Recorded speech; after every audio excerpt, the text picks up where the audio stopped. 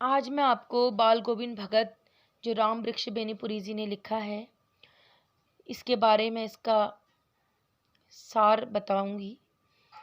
बाल गोविंद भगत नामक प्रस्तुत पाठ जो है, लेखक राम वृक्ष बेनीपुरी ने ऐसे विलक्षण चरित्र वाले व्यक्ति का रेखा चित्र खींचा है जो मानवता, लोक संस्कृति, सामूहिक चेतना तथा करनी और कथनी में साम्यता रखने वाले का प्रतीक है। इसमें लेखक ने बाल गोविंद भगत के बारे में बताया है, उनके गुणों के बारे में बताया है। तो हम ले चलते हैं आपको बाल गोविंद भगत। बाल गोविंद भगत का एक यह रेखा चित्र है। 60 वर्षीय मझोले कद के थे, गोरे चिट्टे आदमी जिनके बाल जो थे पके हुए थे, लंबी दाढ़ी थी, कमर में एकमात्र लंगोटी, सिर पर कबीर पंथियों जैसी कनपटी टोपी और मस्तक पर रामानंदी चंदन, गली में तुलसी की माला। बाल गोविंद भगत जो थे बिल्कुल कम कपड़े पहनते थे। सर्दियों में ऊपर काली कमली ओढ़ लेते थे और कबीर पंथी की तरह एक टोपी वो डाला करते थे। साधुओं की तरह थे बिल्कुल। उनकी जो प्रकृति थी वो बिल्कुल साधुओं की तरह प्रतीत होती थी। भगत की साधु प्रवृत्ति भी थी। भगत कबीर को साहब मानते थे। उन्हीं के गीतों को गाना, उन्हीं के आदेशों पर चलना, उन्हीं के जैसा खराब व्यवहार करना वो करते थे। किसी की चीज को बिना पूछे वो नहीं उठाया करते थे। बच्चों, ये हमारी बहुत अच्छी आदत भी है। हमें किसी की कोई भी वस्तु कहीं पर भी गिरी हो या पड़ी हो, हमें मिली हो, बिना पूछे हमें नहीं लेना चाहिए। आषाढ़ की रिमझिम वर्षा में भगत के कंठ से फूटते कबीर के पद, वो कबीर के पदों को ही गाया करते थे।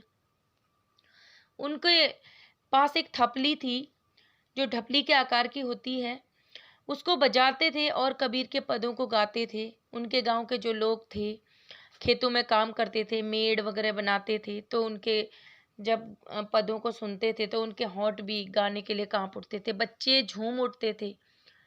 जो भी उनके गानों को सुनता था, उनके पदों को सुनता था, ऐसा लगता था कि बाल गोविंद भगत के संगीत में एक ऐसा जादू है।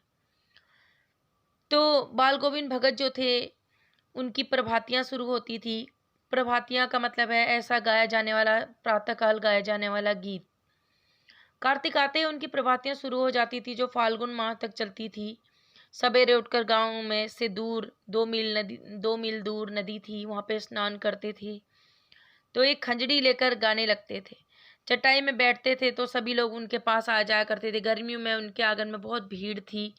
भगत के बेटे की मृत्यु हो गई थी, तब उनकी जो बहू थी वो रोती थी तो उन्हें समझाते थे कि आत्मा का मिलन जो है परमात्मा से हो गया, अब आपको रोना नहीं है। वहाँ पर भी वो उनके पास जाकर गाना गाया करते थे, कबीर के पदों को ही गाया करते थे।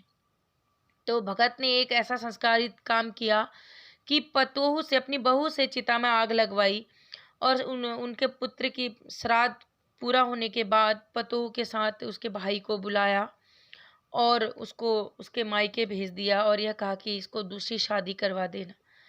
बाल गोविंद भगत जो थे, उनकी बहू उन्हें छोड़कर नहीं जाना चाहती थी, परंतु उन्होंने इसको बिल्कुल अस्वीकार कर दिया और वे उन्हें कहने लगे कि आप इन्हें, उनके भाई को, कि इन्हें वहां ले जाओ। तो बाल गोविंद भगत के स्वर में एक ऐसा जादू था जो क्या है, हर कार्य को करने के लिए लालायित करता था। उनका गीत जो था भाव विभोर करता था लोगों को, और उनके पास एक ऐसा संस्कार था जो मनुष्य को आगे बढ़ने के लिए प्रेरित करता है। धन्यवाद।